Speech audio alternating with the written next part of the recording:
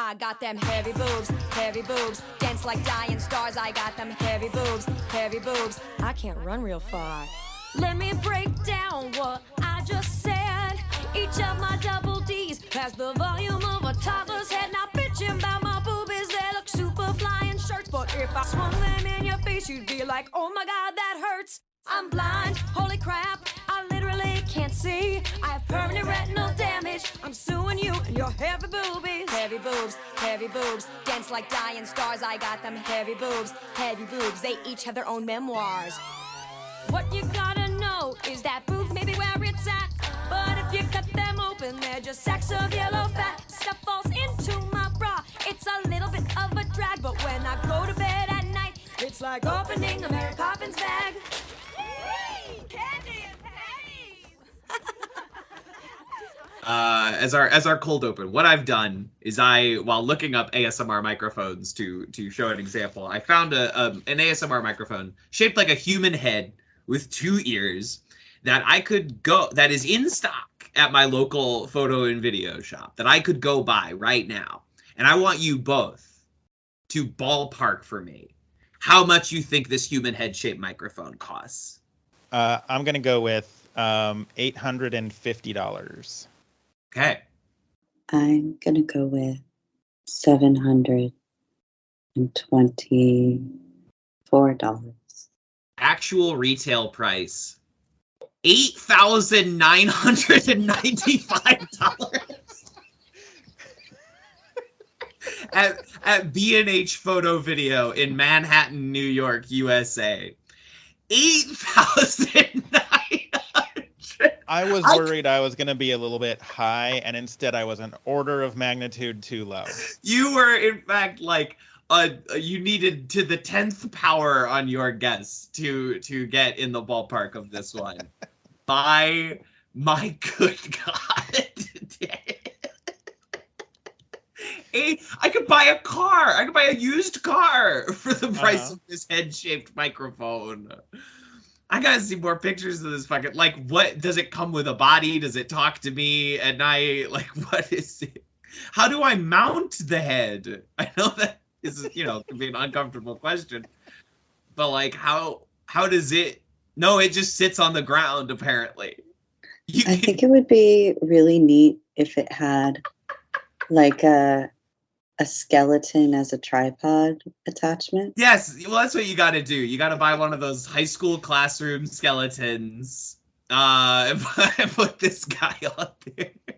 Look, I don't do the ASMR stuff, but if I saw a video of someone with this head microphone on a high school anatomy skeleton, I'd at least check out one video. Like, that's how you right, get me I gotta in. see what. That's how you get me in. That's an alluring thumbnail. I gotta see what's up.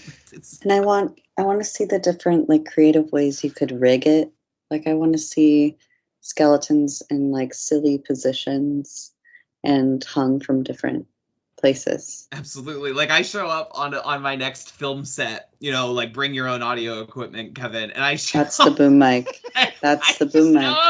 With the human head microphone, and we have to, like, hang it from the rafters, to like drip down between our two. What's great about that though is it's actually it's dual purpose. You're cutting costs because it's a boom mic and it's a stand-in. Yes, if I put a wig on it and like put it out of focus in the foreground, as our two actors do, maybe like a crowd scene behind it. Yeah. I think. Hey, we're on to something. This is the future of filmmaking. You're welcome, whoever hears this. And has whichever independent filmmaker hears this and has a few extra $9,000 before tax lying around. That's true. You are, and you're paying for, and you would have to source a skeleton. I would like to see this atop that like 12-foot skeleton from Home Depot and just this tiny. Yeah, but a tiny little head like that Beetlejuice guy. Yeah, absolutely. You got a tiny head up there. Absolutely. I could buy this microphone right now. It would take essentially all the money I have. Okay. I would have to clean it all out. It's done. Rent is due next week. I had under $400 in my bank account yesterday. So it's quite a flex for you to be like, I could buy this $8,000 head. Yeah, I'm throwing it around. But again, it would be all of my money. All the money is gone. No more Now we money. know exactly how much money is to TV Kevin Lanigan's name. Patreon.com/TV's Kevin if you want to incentivize me to buy the big head microphone. We need 8,000 of you to do a monthly subscription. Yeah, that's our new Patreon goal, actually. If 8,995 of you pledge $1 a month, I will buy the big microphone. I didn't even raise that much for top surgery, and that's like a life-saving, affirming surgery, and I did not even make my 8,000. I think my goal was 10, and I did not make close to that. Yeah, I think we have the new. Do we all remember the famous fake Kickstarter? I want to make potato salad. I No. do, yes. Okay, it was if Kat, for your edification and for anyone in the audience who doesn't know, there was someone who started a Kickstarter, and I'm trying.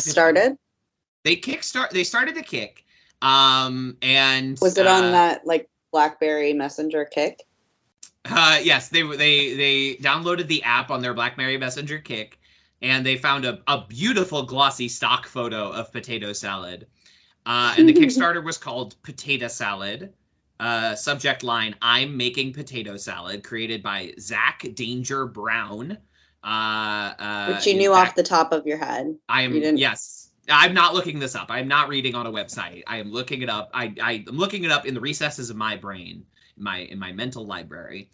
I don't remember the initial Kickstarter goal for I'm making potato salad. However, 6,911 backers pledged $55,492 to help bring this project to life, to help make potato salad.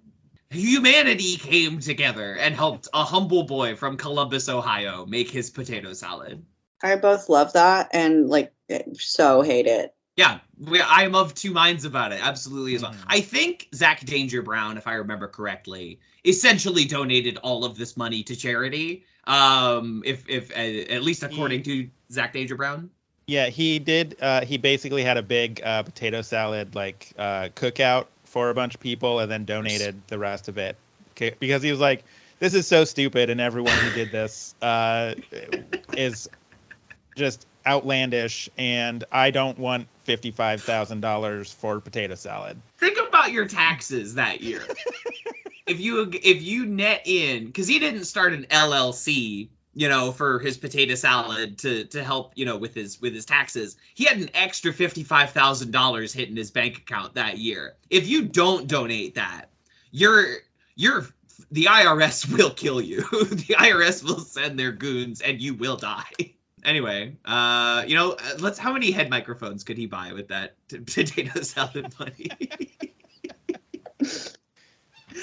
9,000, and I'm obviously historically very good at math. 5 head microphones. 5.5 head microphones. That's a good math problem for the SAT. If Zach Danger Brown raised $55,000 for potato salad, how many human head-shaped ASMR microphones could he buy? If Zach Danger Brown is driving from Kentucky and the human head microphone and a bowl of potato salad are driving from Massachusetts, when will they collide? Do they still do that problem? Because that sucks. I've never understood how I was supposed to do that. I took an aptitude test recently, which was humbling. And it really, if I had any self-esteem the day of that, I was brought to my knees. Because I had an interview. I thought it was an interview. It was actually just an info session to prepare for the interview for a software, kind of like one of those coding class acceleration programs, boot camps, coding boot camps. But they would pay you a salary to do the program in 2 years, and then you would take on a bunch of evil bank clients. Ooh. And I did that, and then they said that it was you didn't need any experience, but they didn't tell you that you had to take an aptitude test, and if you scored, if you failed it, you wouldn't get an interview. and I definitely failed it. And it was a lot of problems like that. But I did a lot better than I would have expected myself to do, considering I haven't done anything related to that in 11 years. Then you should be proud. Then like I was exactly. proud. I was proud and humbled at the same time. Absolutely. My favorite way to be. Before we talk about anything else, I just need to say that my favorite Kickstarter that I like, meme related Kickstarter, was that that animation looping GIF of the lo-fi study hip hop beats to study and sleep to or whatever. The girl with the headphones who's perpetually at her desk working. There was like a Kickstarter to like free her. Free her. Get her out of there. Which I really like. And then I couldn't find later on the internet when I went back to look for it. But when I saw that, I was like, that's amazing. It's like, free her, let her Free her out of there. Her Free her. Remember recently when that stream was interrupted for enough time that YouTube uploaded the stream archive as a video? No. Yeah. What does that mean? So if you do a live stream on YouTube, when you stop doing the live stream, YouTube then uploads the live stream as a video. You know, it's like, and it's a video that's on your channel. My God. On the Lo-Fi Girl channel.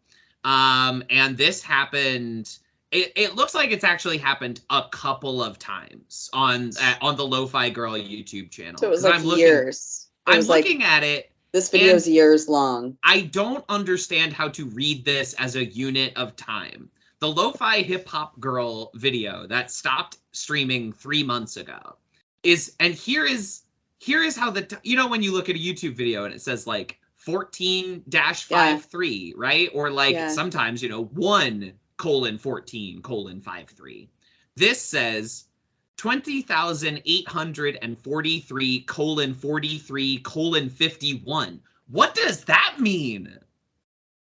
Is that 20,843 hours? How do you measure those beats? I'm always ready. Yeah, you gotta. Well, you were. Study. You were present for a sing along of that song not 2 days ago, Kat. It's fresh in the noggin. Yeah, what was I doing? Where was I? Tell me about it.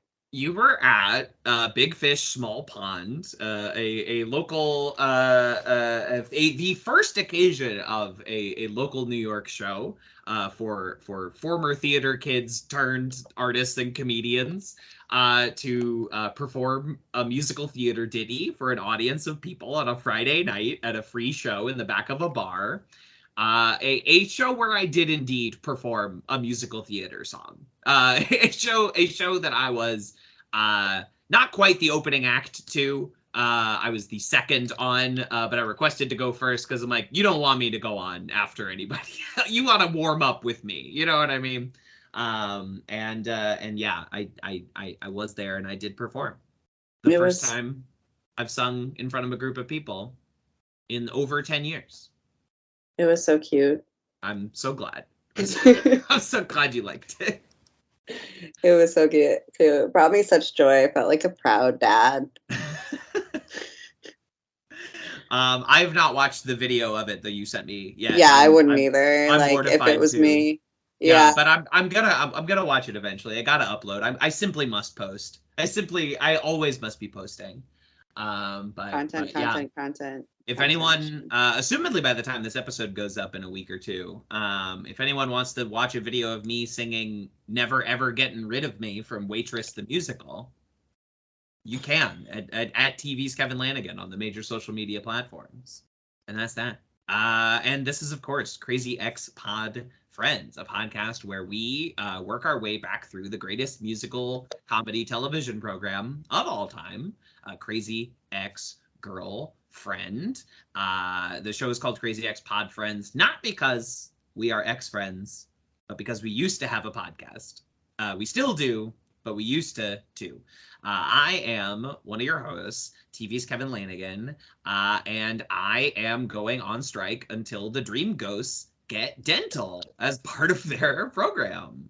I love like a deep bit. I love Absolutely how deep it goes. I'm Kat Scott. I do this podcast too. I use they, them pronouns. That's who I am.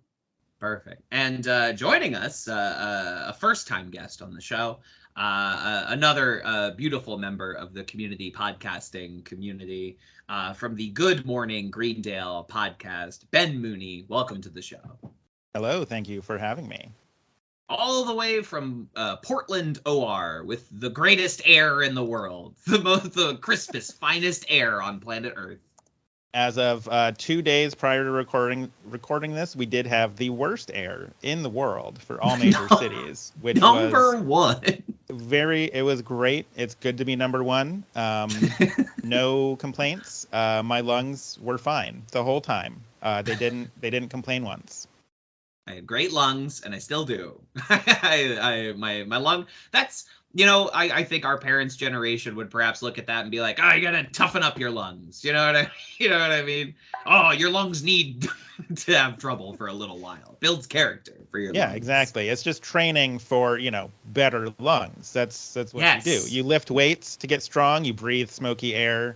You gotta really train those lungs up. You get COVID. Yeah. Trains your lungs, makes them better. Exactly. It's like how Olympians, they go to the mountains to run, so because it makes their lungs very strong, just like Portland. Now this will be a hopelessly out of date reference by the time we are uploading this, but Kat, it's worth saying you and I are both broadcasting from the fourth coolest neighborhood on planet Earth, according to Time Out New York, and I feel like in the whole wide world, it was the only New York. Wide world. It was the only, I think, America. I don't know if it was the only American, but it was the only New York neighborhood, and there were only 10 of them. Yes, there were so few neighborhoods listed, and a sleepy neighborhood in Queens, New York is the fourth coolest neighborhood on planet Earth. And it will soon be an extending city that never sleeps after this article. We're our rent's going up. Yeah. I read that Time Out New York article, and I'm like, all right, I got to look into moving in July when my lease is up. There's no way this is going to stay affordable.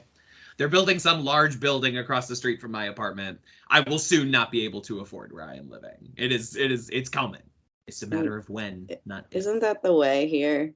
That's just for sure. Once you get settled, they jack it up. Absolutely. Yes. And so we are here. We are almost done with season 1 of Crazy Ex-Girlfriend. On this podcast I started after I got COVID. Can you believe it, Kat? We're so close. It doesn't really make a difference to me. My life is unchanged. Yeah, because I think we'll just go to season 2. But if these kinds of things are significant for others, I respect that. But as a chronic binger, one season to the next no longer really means anything to me. It only means things to the worst content that I watch that does keep a calendar, which is the Bachelor universe. That keeps me present and in the moment, because I listen to an absolutely psychotic podcast weekly about The Bachelor? About The Bachelor, that breaks down every single thing that happens in the show, and then also parasocially as if it's a sports game, and it has all its own lexicon, and there's a lexicon for it. There's a book that they wrote. It's insanity. And it keeps me present in the moment, and makes me know how time is moving in a way that COVID didn't. For fun, I have looked up The Bachelor. Heard of it? And I was just wanting to see how many seasons of The Bachelor that there have been. I don't know how interested in these guessing games y'all have been so far. But I would love to hear just a ballpark how many seasons of The Bachelor have aired. I know the answer because you listen to that podcast. They bring it up a lot. Yeah. Okay. Wow. Because they hyper binged it on 1.5 speed during lockdown, and then started the podcast. Oh, I just had like that's a psychic attack. I can't even imagine. Yeah, and they call it like I hate the very idea of that. Everything about that makes my fucking insides crawl. Like I'm gonna guess 15 seasons. Whew. I am afraid it has been 26 seasons of The Bachelor, not including its sister show, The Bachelorette. Or Bachelor in Paradise, which is the only show where there's multiple people dating each other instead of one like pinnacle person and everyone else clawing each other to get to the person. To get to one person. Yeah. The Bachelorette, there have been 19 seasons of, just for anyone keeping track at home. So slam that together, 45 seasons of the core two Bachelor shows. And I think that just wasn't off by an order of magnitude this time, because that would be 150 seasons of The Bachelor. Which I would have believed. I would have, if you had told me, yeah, there's been 150 seasons of The Bachelor, I'd go like, yeah, of course. Yeah, no, of course. The real whopper is looking up how many seasons of Survivor there are, because I mean, my good God. But anyway, yes. So we are not here to talk about The Bachelor, thank God, because I have nothing to say. We are here to talk about Crazy Ex-Girlfriend, which only got 4 seasons. Now Ben, a customary question for every guest. Can you tell us a little bit about your Crazy Ex-Girlfriend journey? How did you come to the show? Well, so one of the reasons I did want to be a guest on this podcast is because you are actually the reason why I watched Crazy Ex-Girlfriend. Whoa. So my wife got into it some years ago, and she started watching it. And she's like, I think you might like this. It's this funny show about it's got that woman from the YouTube videos, and it's musical, and she's obsessed with this guy. And I was like, that doesn't sound like anything I would be interested in. Thank you, though, for the recommendation. And so she watched the first 3 seasons. And then when you did your rewatch, when you had COVID, and you were talking about, all about how it's, got these really real depictions of mental health, and how everyone is kind of just a little bit broken, and I was like, okay, now you're talking. Because I've realized through watching this show that is kind of my jam. I mean, between like this and BoJack Horseman and You're the Worst, and I'm like, if it's about broken people doing broken things because we're all kind of broken inside, then I'm in. And so your tweets about it made me go, hey, maybe, just maybe. And then I was like, I asked my wife, I was like, hey, would you want to do a rewatch with me? And she said yeah. And so we watched through it earlier this year, and it turned out to be a very good show. Is your marriage stronger? We definitely make more Crazy Ex-Girlfriend references all the time. Sounds stronger to me. So, she and I don't have a lot of overlap in a lot of what we watch on TV. So any show that is both something that you can make a lot of references to, and it fits in that overlap between what we like, because like she's never going to watch BoJack Horseman ever, and that's totally fine. It's not for everyone, but and I'm never going to watch there's some other stuff that she watches that I can't remember at the moment, but like she's really into musicals, which is why she likes this, and I'm not really. So she'll make musical references all the time, and I'm like, what was that? She's like, oh, it's from Into the Woods. And I'm like, that's okay, great. That's a thing that I know that you like. I don't know anything else about it. But so yeah, anytime there's any sort of overlap between interests and we can make references to it, it's a lot of fun. We actually did, because we got married earlier this year, and we did a little at-home karaoke as part of the celebration. And I actually did the song "Settle for Me" at karaoke. Amazing. All-timer. At my your wedding. wedding. So yeah. I want to walk down the aisle to that song. Kevin, look at your influence. Look what The you're power. doing. I'm an influencer. Amazing. Yeah, because of you, I Wow. sang "Settle for Me" at my wedding.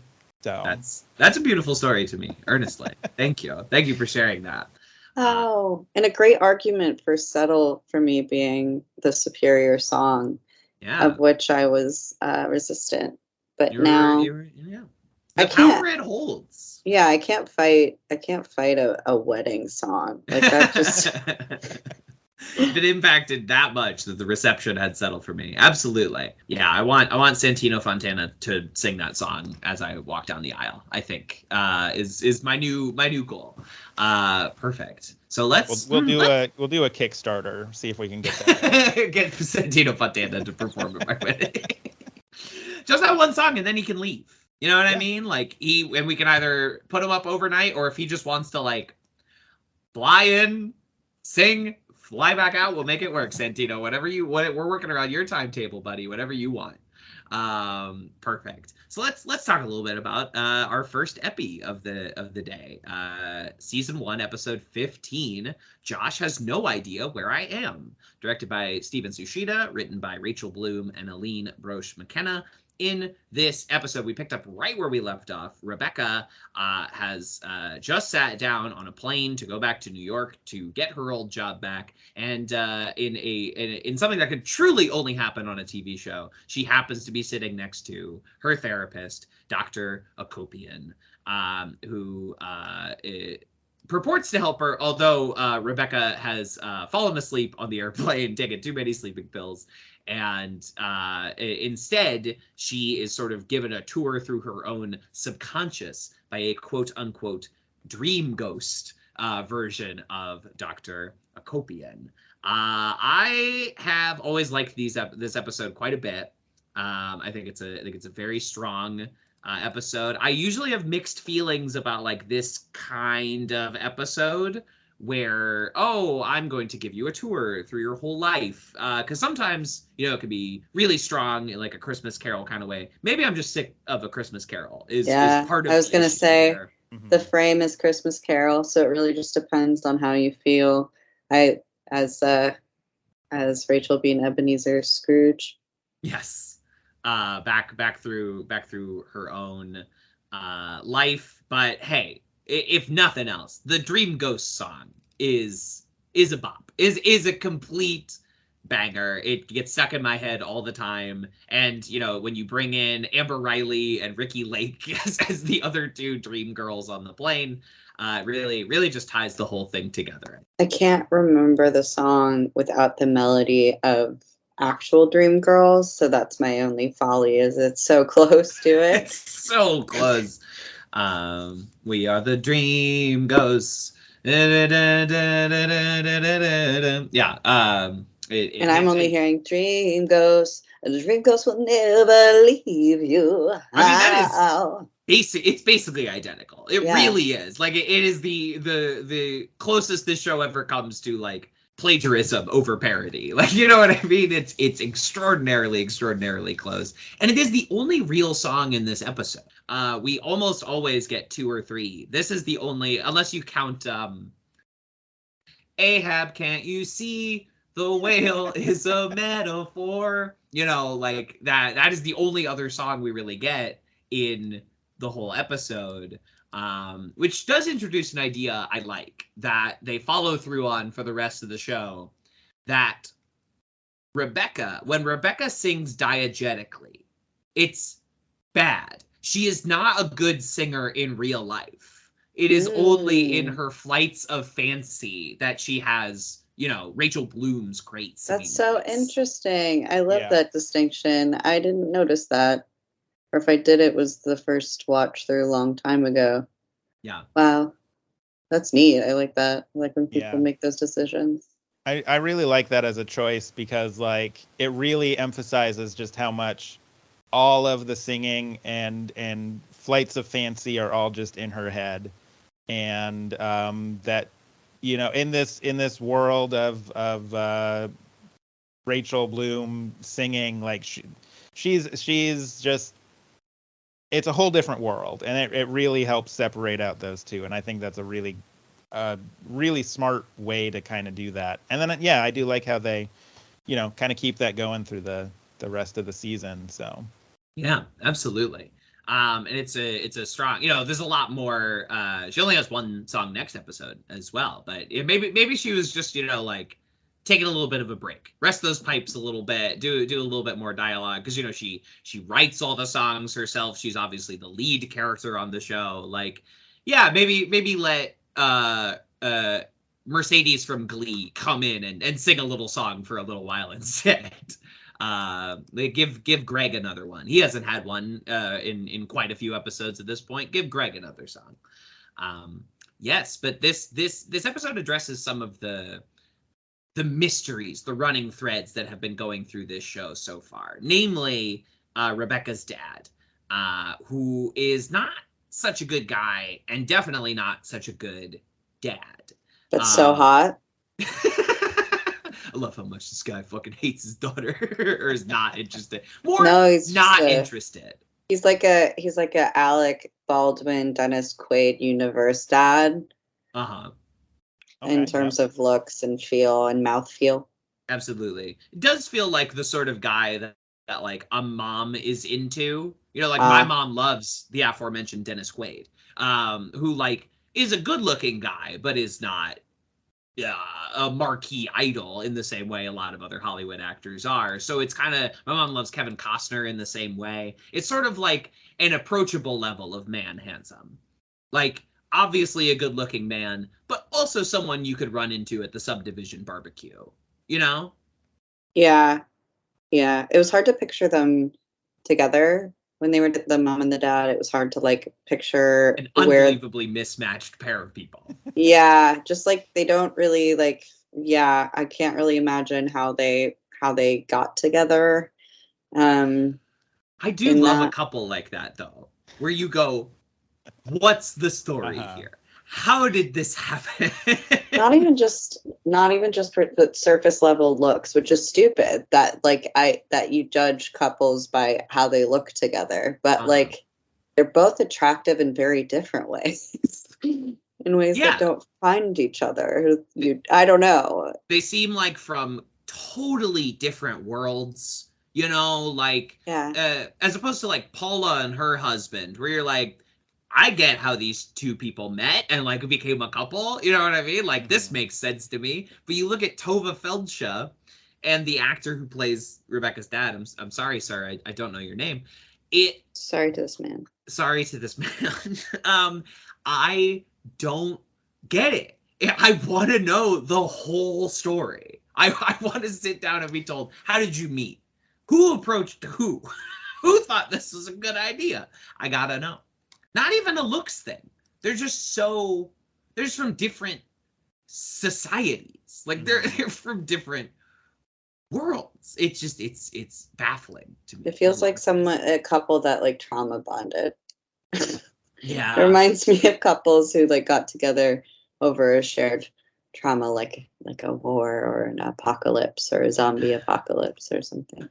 Yeah, this show takes place after the zombie apocalypse. Reality has been rebuilt, you know. Which is, it's wild because they don't really go into that much. They're just never mention it, which is so crazy.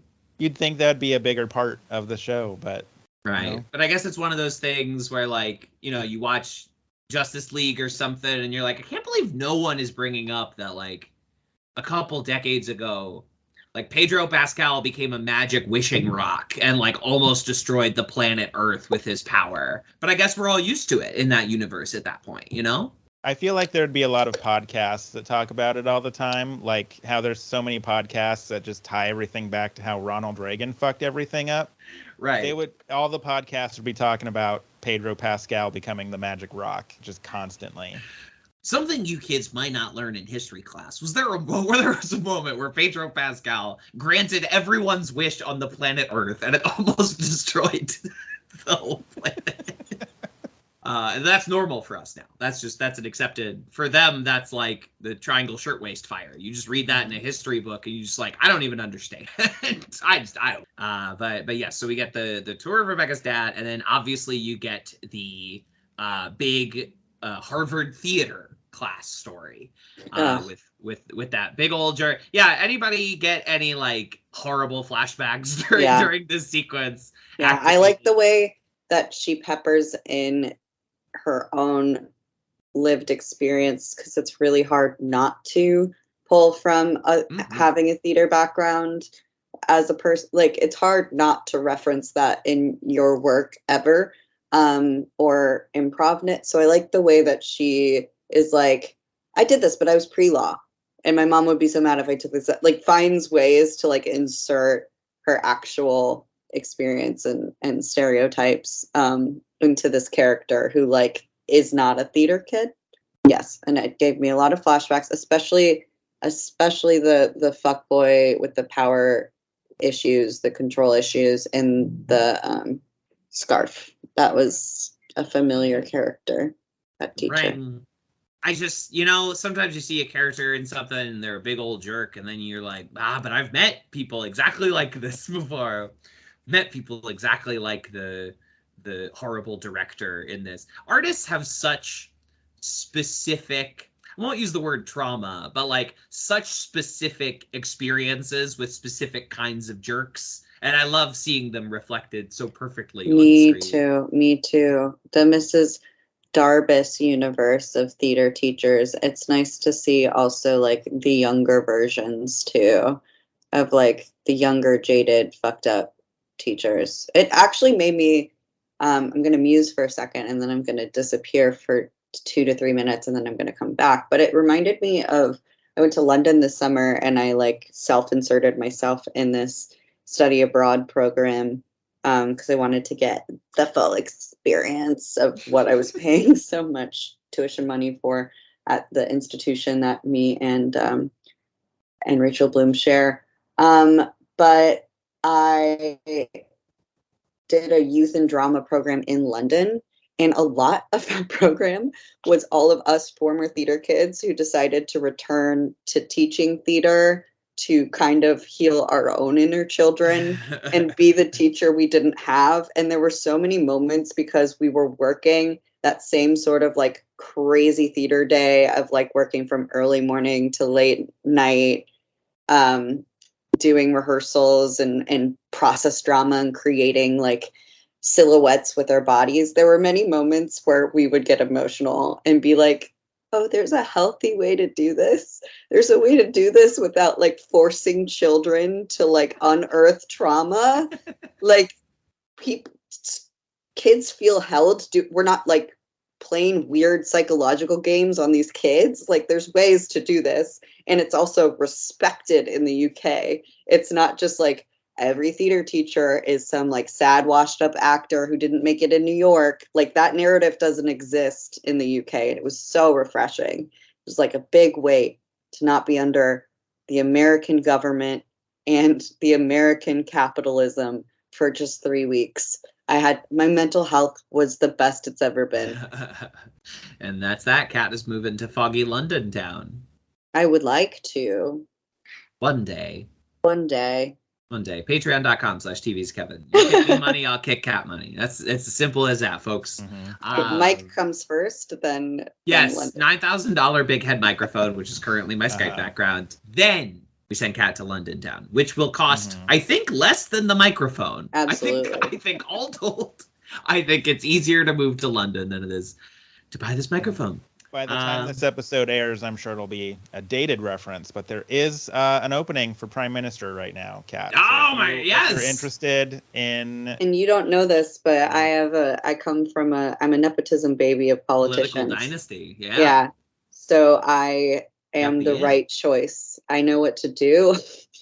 I know how to if I make the same kinds of decisions that my family made, the world will be a better place. How many degrees of separation from Tony Blair are we talking here?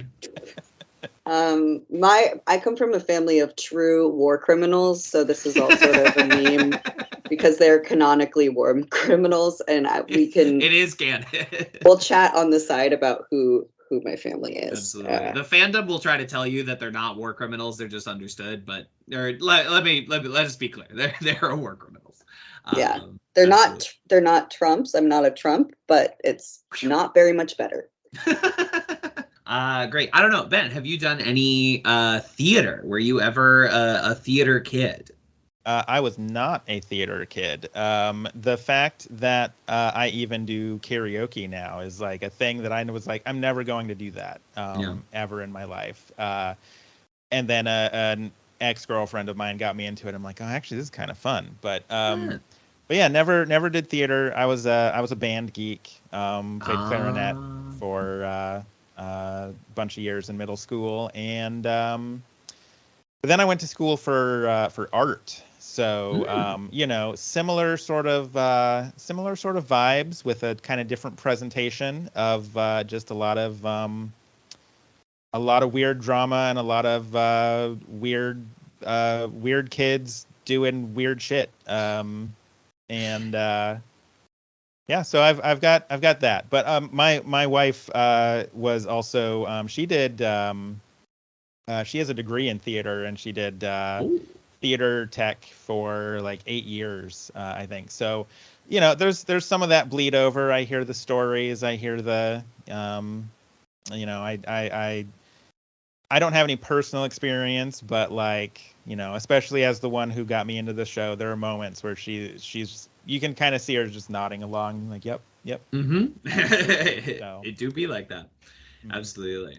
I do like that little tidbit about like the karaoke, because it's very true to me, as like you just reach a certain point in your life where like you're not really worried about being embarrassed in the same way. Sometimes like a teenager will ask me like, oh, what's your most embarrassing moment?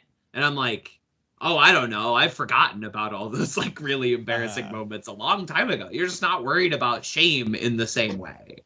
Yeah, all of my embarrassing moments now are like, one time in 2012, I said something.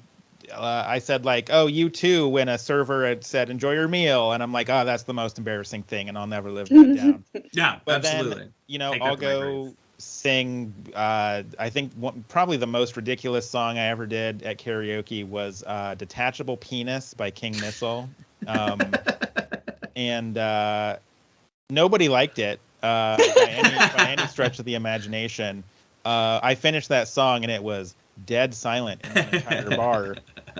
And I have no shame. I'm just like, yeah. We all just moved on with our lives after that. I can say I did that, and like, whatever. Absolutely. No shame. So maybe they were taking it in. Maybe they were receiving detachable penis. They weren't ready how to react to it. It was a way they were Homer. Opening themselves to it. It just took a little teasing. Yeah. Yeah. But I think at least one person in that audience like later went like, detachable penis, like looked it up on Spotify, and then I'm already started there. the whole thing for them. Right. Absolutely. I'm already there. Yeah, like embarrassing shit. Like on Friday, I was trying to like hold a drink glass in my arm, and at the same time I was looking up on my phone a picture of Bar the elephant to show someone who was unfamiliar, and I dropped the glass and it broke, and everyone in the bar like applauded, and then I had to like pick up the pieces of the glass and then finish showing this person Bar the elephant.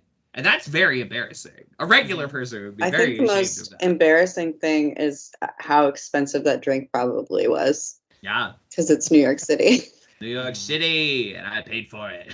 I think I'm thinking of two embarrassing stories, and both are ones that like only I experienced, and so therefore it's me telling other people the most embarrassing thing I've done that is otherwise a secret. And the other one is something that like this person, most of the embarrassing thing, it's like these are things that whoever was around is not thinking about and never has thought about since, but you think about it. One is playing hide and go seek. And also I think most embarrassing stories are just really funny, like really funny cocktail party. No, I don't go to cocktail party. Really funny socializing things to share. I think people really bond over them. My two, I guess, would be when I was in second grade, I played hide and go seek, and I didn't want to be found. I had a really good spot, and I also really needed to pee. And so in order to keep my spot, I peed myself.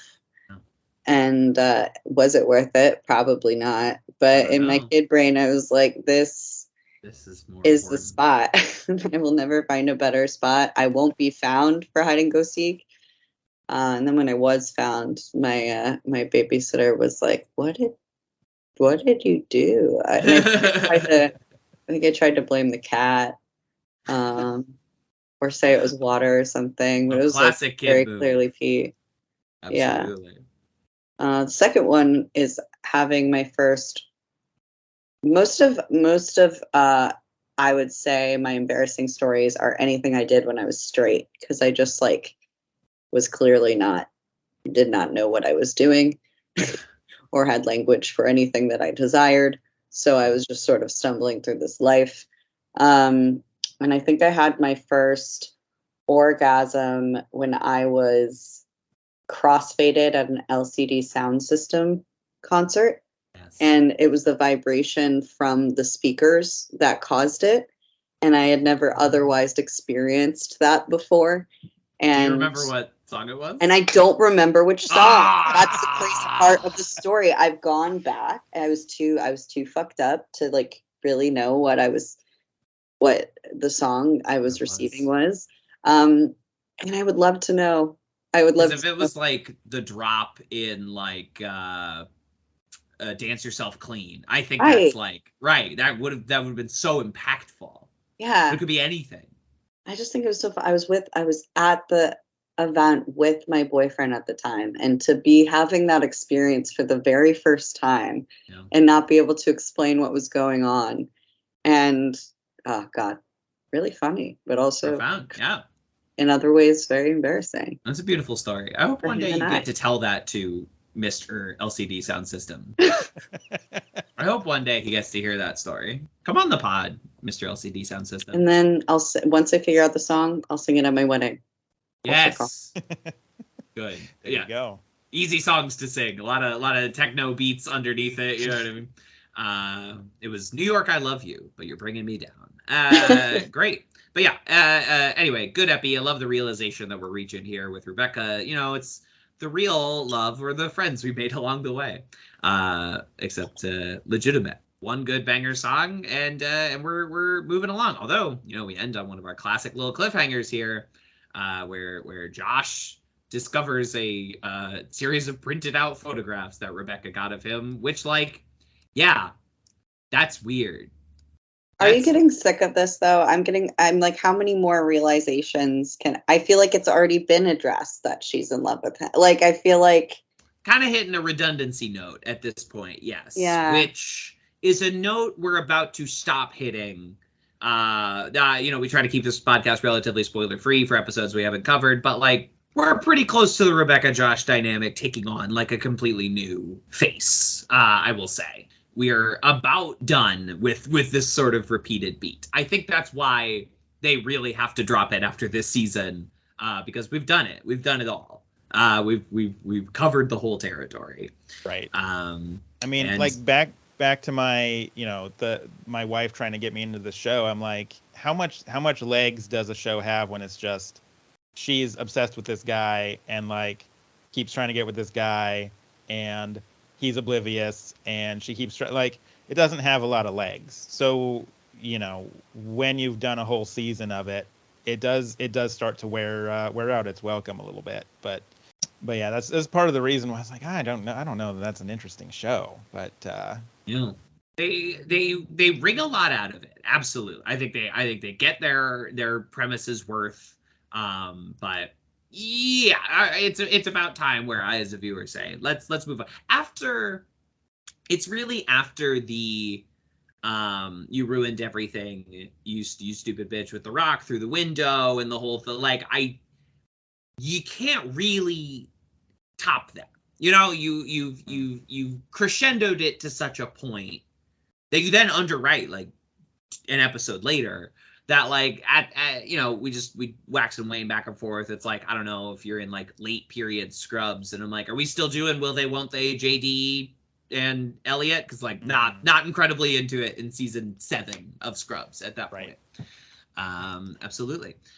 So let's segue on to the next one. Season 1, episode 16. Josh's sister is getting married. Indeed, Josh's sister is getting married. The premise holds true, and has selected Rebecca to be one of her bridesmaids. But as a sort of attempt to appease everything with Josh,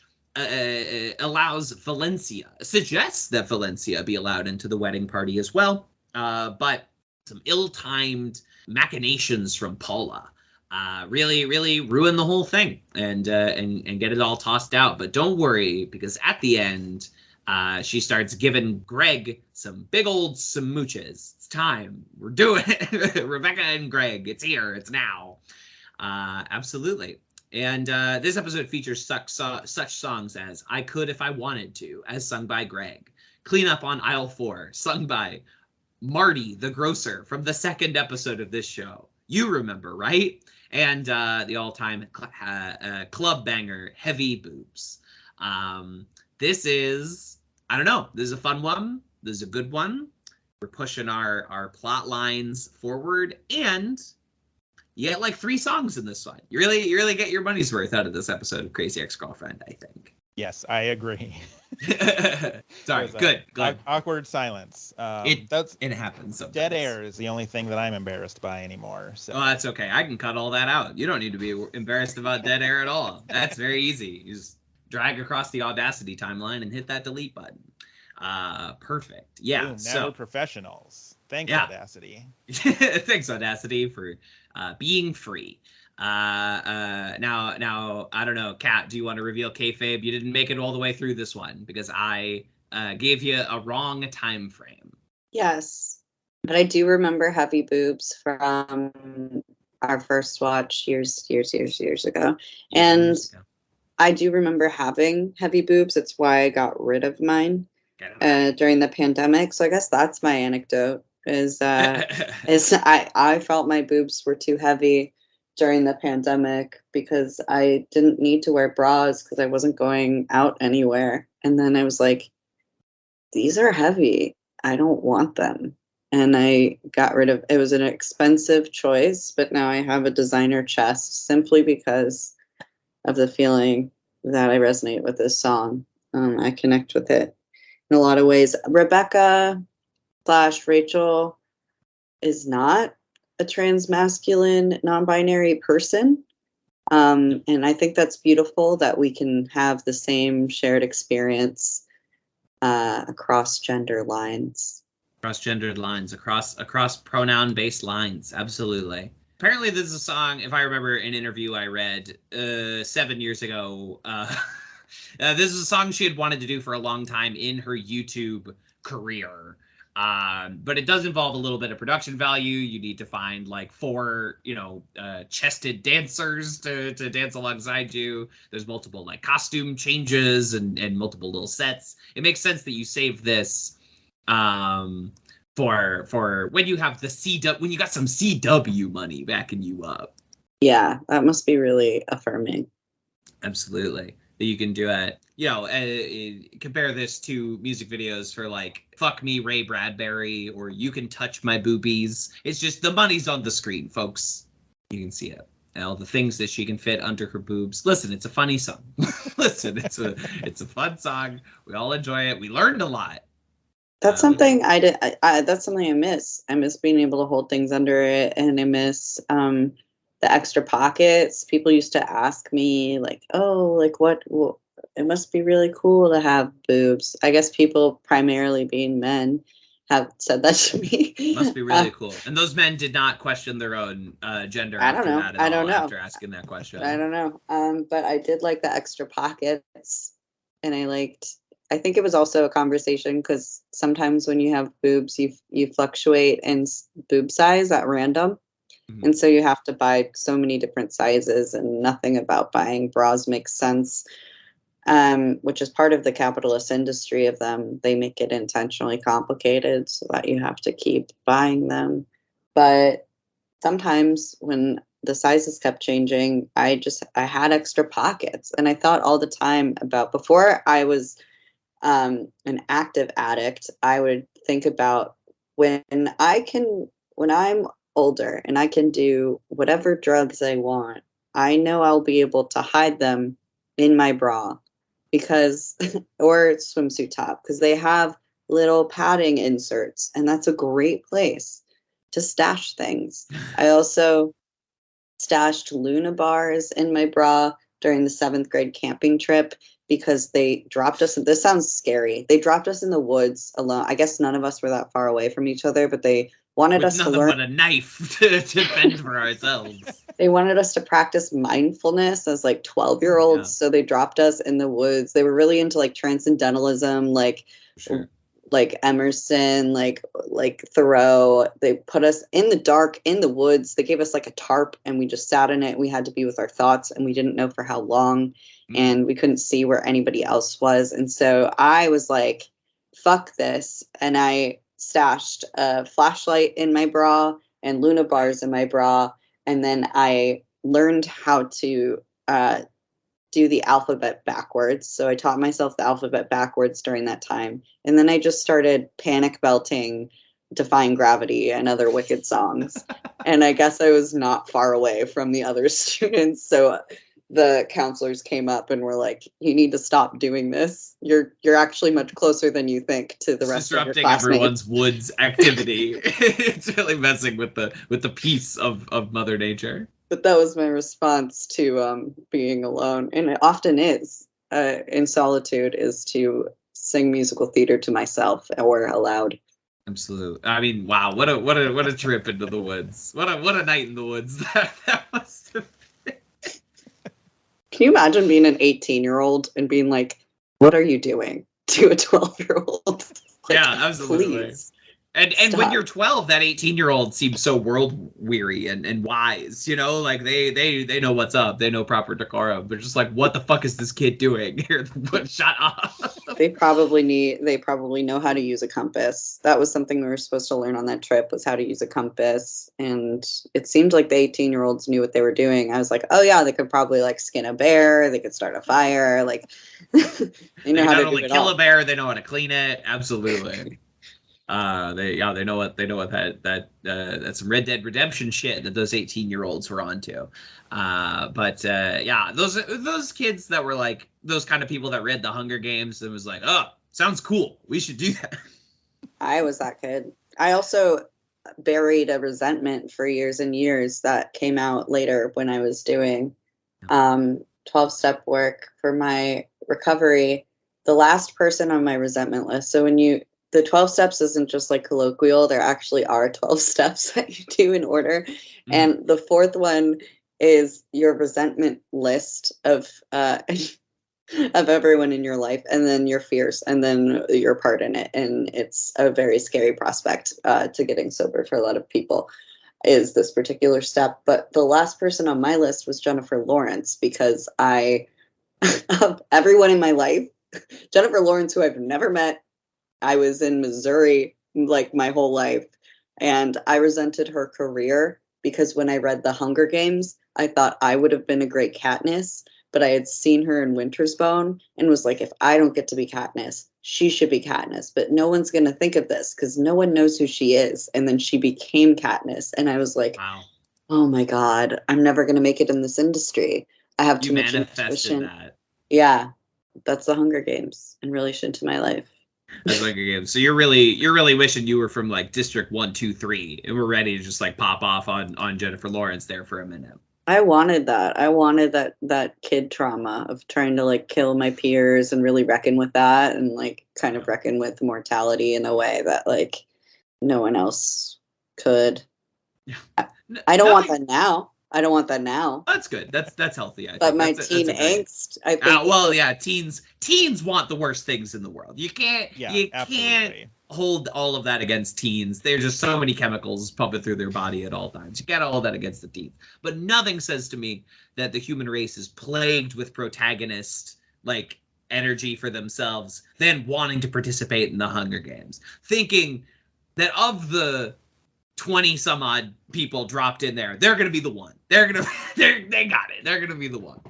Whereas I know pretty quickly, I'm like, no, they're gonna drop me off at the cornucopia, and I'm out. I'm done. Someone's gonna stick a hatchet into my head. Oh yeah, I was a total geek, just playing Nintendo pretty much constantly. So you drop me off in the woods, and I will die. That was true when I was 12. It's true now that I'm like 37. I can't exist out there. I work in tech. I'm everything I do is on a computer. If I can't type a command to get it done, I'm dead. So we're fucked. I talk about this a lot in terms of like, because like there was a few months there at the beginning of the pandemic where we were like, where is this going? And we had to like really start thinking about like, okay, what happens if like the internet gets cut off? Like there were things that we had to like mentally explore if we were willing to that we didn't before. And I've come to the conclusion that I would like to be in an apocalyptic party where there's like a designated time that they're going to sacrifice me and I'm going to die, because I know that my quality of life will greatly peter off once I don't have access to the medications that I need, the eye contacts. I just relying on glasses alone sounds terrifying. My EpiPen expiring, all of my food sensitivities. There's just so many, and then all of the anxiety. Yeah, you're like, deeply unsuited for a post-apocalyptic city. But I have a little bit more build than I used to, so I have a little bit of punch that I could really like. That those first few days that are like absolute warfare, I feel like maybe I could like kind of get through that. But the long term, past kind of the 70-day mark, that's when like the party's allowed to eat me or sacrifice my corporal self to whatever zombie is craving flesh. Absolutely. You know, I'm not a prepper by any means. Everyone thought this is where this Crazy Ex-Girlfriend podcast would go to.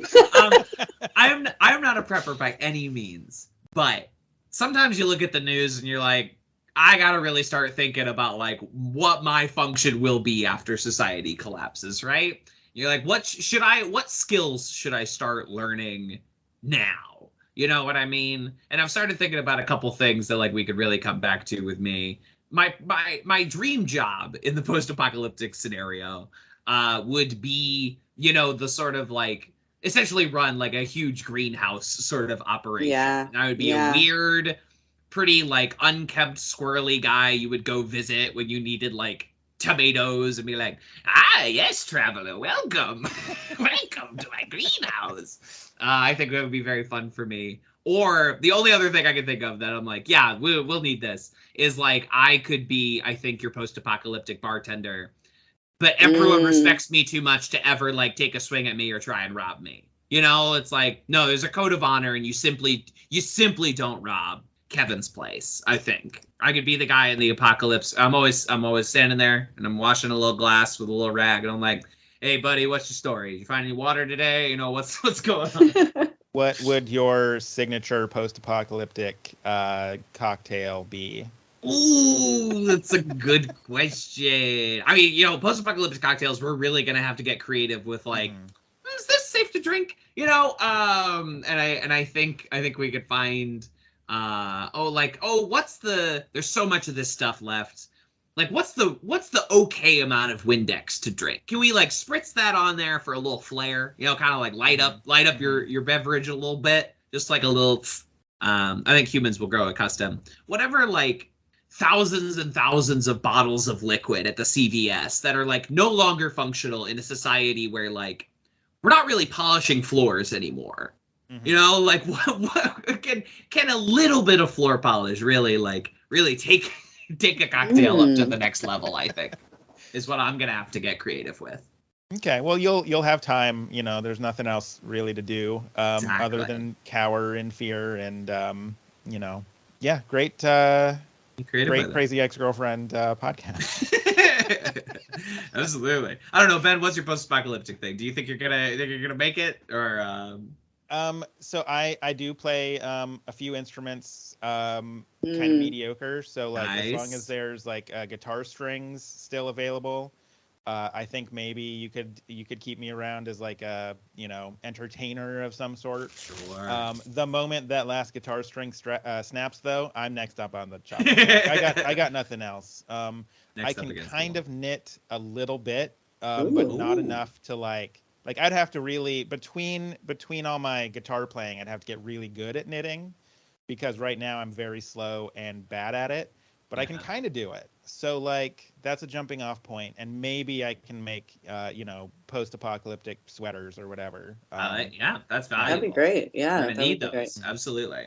But yeah, so you're sort of a knitting troubadour, I think. Yeah, exactly. That's great. I think that's a great idea. That's Ben Mooney, post-apocalyptic knitting troubadour. That is me. That's incredible. I love this. I love this plan for you. Absolutely. But yes, I guess, Crazy Ex-Girlfriend. I like, there's a couple things in the episode I really, really like. One, I think this is a good start to what this show is going to do with Valencia going forward.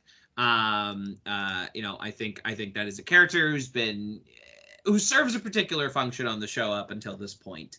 And I wouldn't call it a spoiler to say like they're gonna do more with this character. And as someone who is currently writing and rewriting a romantic comedy, it's really easy to make the romantic obstacle character incredibly one-dimensional, very, very unlikable. That's a really easy thing to fall back on. And Valencia has kind of still just stayed in that spot for this entire first season. But I think we're adding a little more humanity. There's a great line in this where she's like, yes, I was looking up like a how-to video on humor. I've been working on my humor. I think is such a funny angle to take this character into, that she just does not understand like polite human interaction. Is a very, very funny angle to take with this. I don't know, Ben, you a Valencia fan? Yeah, I mean, again, not to get too much into spoilers, but I do like that, it would have been very easy to, at the end of season 1, just be like, and Valencia's gone. She doesn't need to exist in this universe anymore, and so she's not coming back. And the fact that they bring her back and actually make her into an interesting character, I do think is very great. I definitely didn't like her at this point in the show. I mean, you're not really supposed to, and at this point she is pretty one-dimensional. So, but yeah, I do end up becoming a bit of a Valencia fan. I guess. Never thought of myself as a Valencia fan, but I'm okay saying that. I'm a fan of Valencia. Yeah, I don't. But as the show is sort of taking this angle where I think you're definitely supposed to be a lot more conflicted about Rebecca and Josh as everything is going along, right? And I think the Dream Ghost episode that preceded this is very key into like, hey, maybe this whole thing is like really not a great idea for her. Besides all the morally dubious things that have gotten us to this point, like maybe Rebecca can't. This is not healthy. What is happening, obviously. And as that trajectory goes along, I think it's much easier to shift the audience into a very sympathetic point for Valencia now that we are not necessarily really rooting for Rebecca and Josh outright. I'm sure there are plenty of people that do. Shippers are very powerful and can overcome any obstacle thrown into their path. But yes, it's sort of a twin trajectory that we are moving on here that helps us flesh out Valencia a little bit more. We won't get a ton more this season, I will say, but we're about to expand this character. We're about to take Valencia into really interesting directions. But yeah, so that is a great development. And then I really like a Greg episode, and there's some good Greg here about like actually trying. I like his 90s grunge I could if I wanted to song. It's a fun video. It's really good. And it's even like it's a low energy song, and it's a video that seems kind of low energy. Like it all works together into this pile. But as he realizes that, like, oh, getting accepted to one good college years ago is not like something you can coast off of forever. No one's really impressed about where you went to college or whatever. I think it's a good twin arc here. That honestly, the end when like Rebecca starts kissing him, that's only going to set him back from the good path that he was on. You know. Yeah, I do really like how there's a lot of episodes of this show where it's very much like Rebecca is like, the protagonist and we're rooting for her. And then there's a lot of episodes where she just kind of is this agent of chaos where like I hesitate to call her the protagonist when it's just she kind of shows up and blows everything up. And this is one of those episodes where it's like, I mean, Paula also helps blow things up to quite an extent on this one, but like the two of them combined just kind of show up, they screw everything up for everyone, and then like that's it. Like, yeah, she's gonna go off with Greg, and like that's gonna blow up Greg's hard work, and she almost screws up the Valencia's life even more, and it's fascinating to watch a show that kind of keeps doing that, where it's like, yeah, she's our protagonist and we're rooting for her, but man, she sucks sometimes. Yeah. She sucks. And like when you think about it at all as if these are like real people, you're like, what she's doing is like horrible. And I think that's really emphasized here with Paula. The like actually like nefarious and illegal things that Paula is always doing in pursuit of this quote unquote love story. That now it's like we have to stop. This has gone too far. And Rebecca sort of sees firsthand, this very Dr. Frankenstein, like, oh, the monster that I've created is now like beyond my control and will ruin things, even when I don't want the monster to ruin things. Right. And like, I also really enjoy this episode in the fact that like, for a lot of season one, it's kind of the idea is that Rebecca is like this broken person, and Greg also, we get some hints of his like alcoholism and whatnot, but in episodes like this, it's also like, oh, Paula is actually also a very broken person, because who goes in and hacks someone's email to like post fucked up Instagram things, blow up someone else's life entirely, just to get your friend laid? Like, that's, I mean, she fall in love forever for all time and whatever, because Josh and Rebecca are perfect, but still, that's a lot to do, and who the fuck does that? And so it is, going back to that idea of like me really liking shows about just terribly broken people, this is where it's also like, man, everyone is actually kind of broken in this universe, and Paula takes like a real villain twist in this one, and I'm here for it. Absolutely. And this is something that's going to drive a wedge between them. And this is one of the predominant things that we're sort of building here. As we approach the end of this season, we're laying track for, it's a season finale's coming up. Some things are going to fall apart. Some things are going to explode. And this is kind of them laying this thread between Rebecca and Paula. And you hate to see it, but sometimes you gotta talk to your friend. You gotta give them a hard talk, like, this behavior simply unacceptable. We cannot continue to do this in this way. Yeah, it's hard. Oh, go ahead. Oh, it's just like this personality is actually really familiar to me, as like I think the dynamic of Paula is very similar to people who love or have loved ones who are addicts. And I think, like, no spoilers to Crazy Ex-Girlfriend, but Rebecca's just starting to unpack what her mental health issues might possibly be by going into her childhood and stuff. But that kind of person who has that sort of background and that sort of behavior tends to attract codependent people who just want to fix things and also misplace their things onto others. So like this dynamic is so familiar to me because I'm an addict in recovery. So there's lots of people where I've been that person, or I've known other people in my life that's like that. And so it's like it's broken, but it's also a familiar dynamic that's really nice to be seen represented and kind of explored, and isn't just a joke. Like isn't just like the joke, the bit is that Paula is this, but it's like an actual explored character through multi episodes. And this show, I think, strikes a really good balance where, like, yes, these characters, you know, they sing these wild songs and they do often these very insane things that only a television character would do, but we do still approach them as people.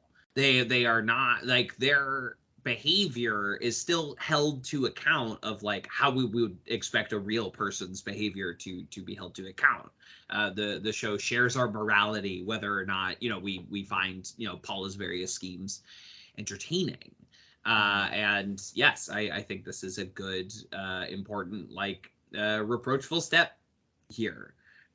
You know, because like so many things on this show right now, like the Paula thing is not sustainable. We can't keep this going for seasons and seasons and seasons.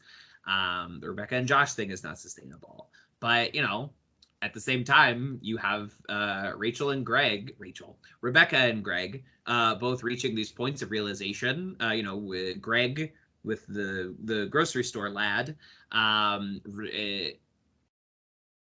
Perhaps the text of the show is that, like, yes, Rebecca will come to you if you stop pursuing her. But the way I've always liked to read the plot line a little bit better is that you should stop doing this thing, which is very bad for you. And you should move on and work on your school, you know, or whatever. Or you end up like the grocery store guy who went to, did they say he went to Harvard? Yeah. Or Yale?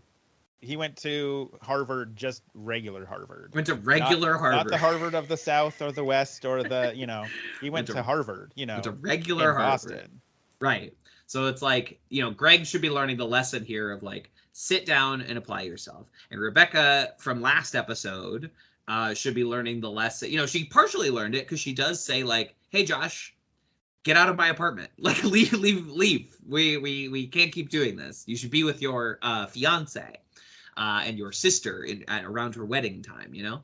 But she does not learn the lesson of, like, you really need to focus on yourself right now as opposed to trying to throw yourself into a relationship. So these two, yes, it is, you know, like a TV romantic moment and a big cliffhanger. Oh, my God, these two are finally, like, hooking up. They're finally kissing. But it's hard for me to get, like, as someone who enjoys Rebecca and Greg together, it's hard for me to get excited about it because, like, it means they're both regressing. They're not learning the lesson that they should really be learning right now when they are hooking up here.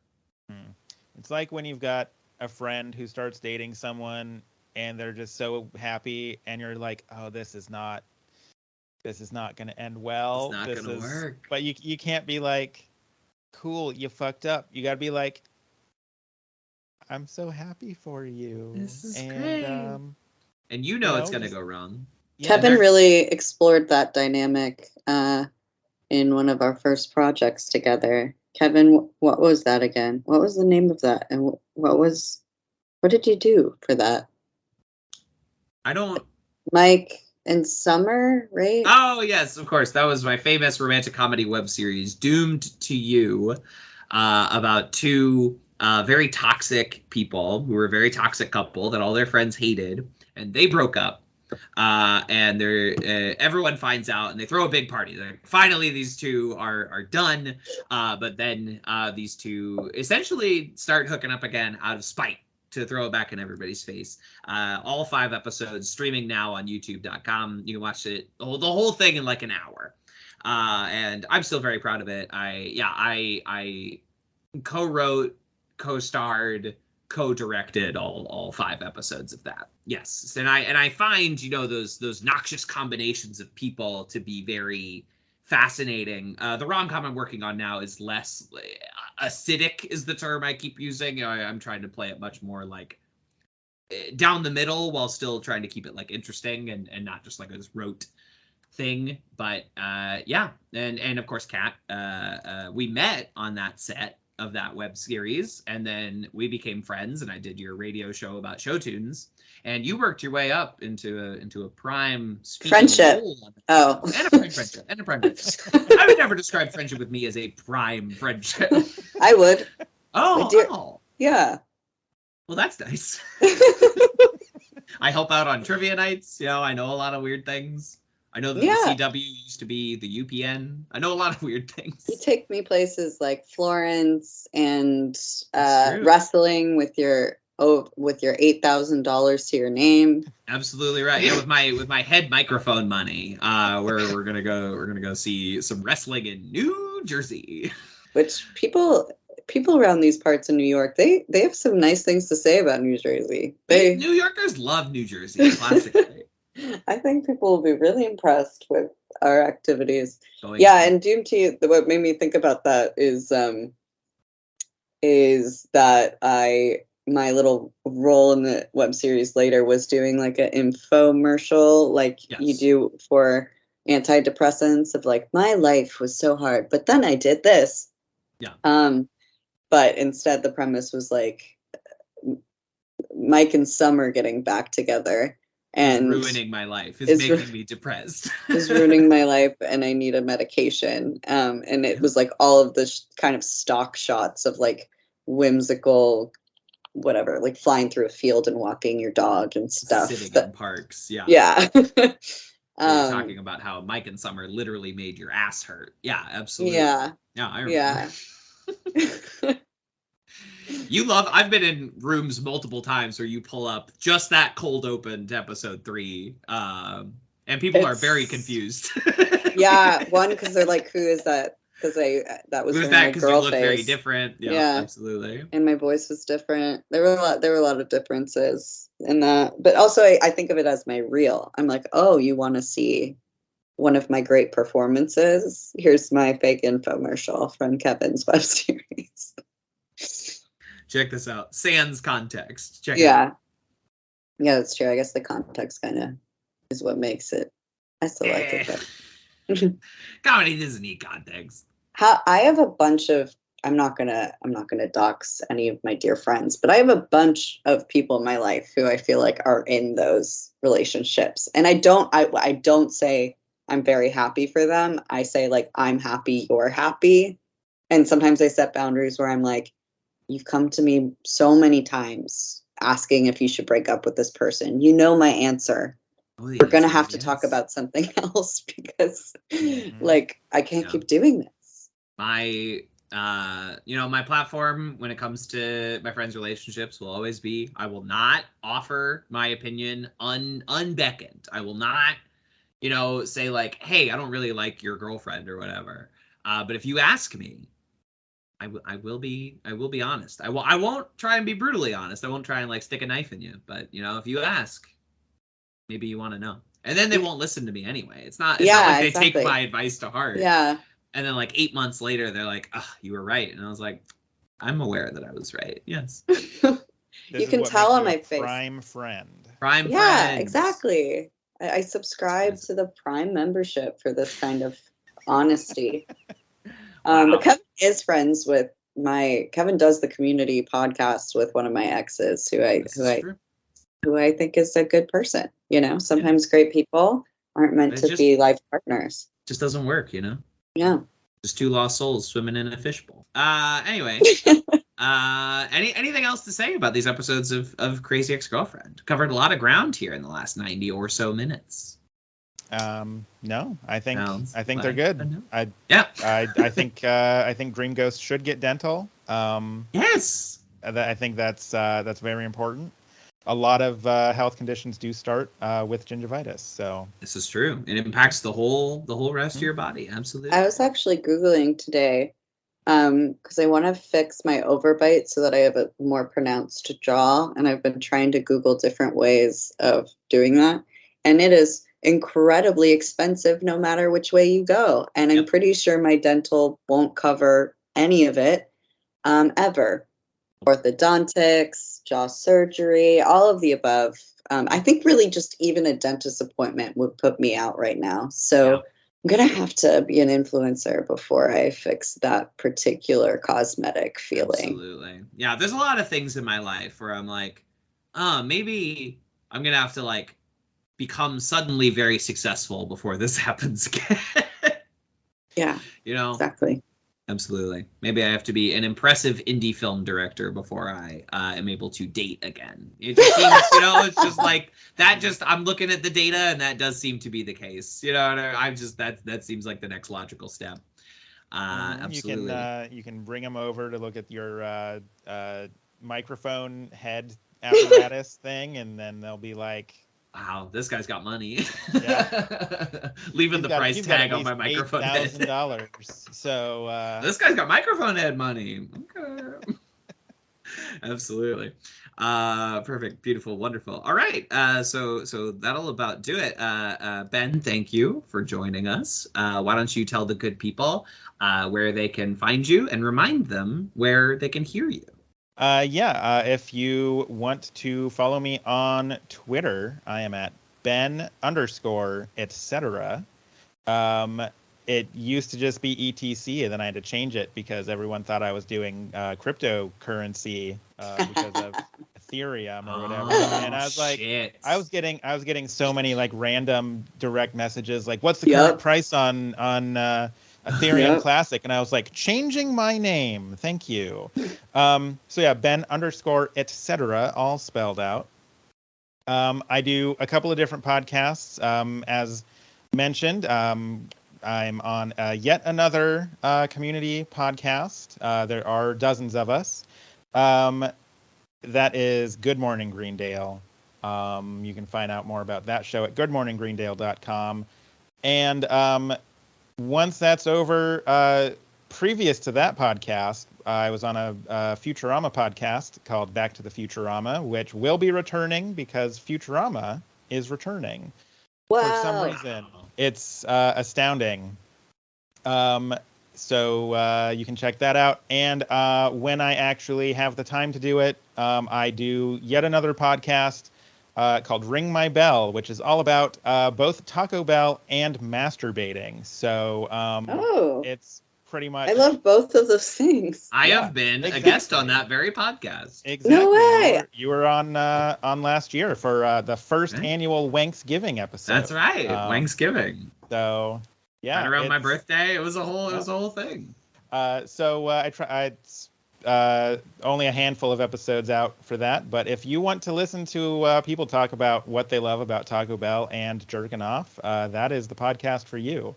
So those are my podcasts, and follow me on Twitter, goodmorninggreendale.com, backtothefuturama.net, and ringmybell.sexandlasers.com is where you can find all those things. Amazing. All the great websites. Yeah, I think my voice is now not recording on your special thing. That is true. You should be able to re-enter, but also we're basically done. I'll plug for you.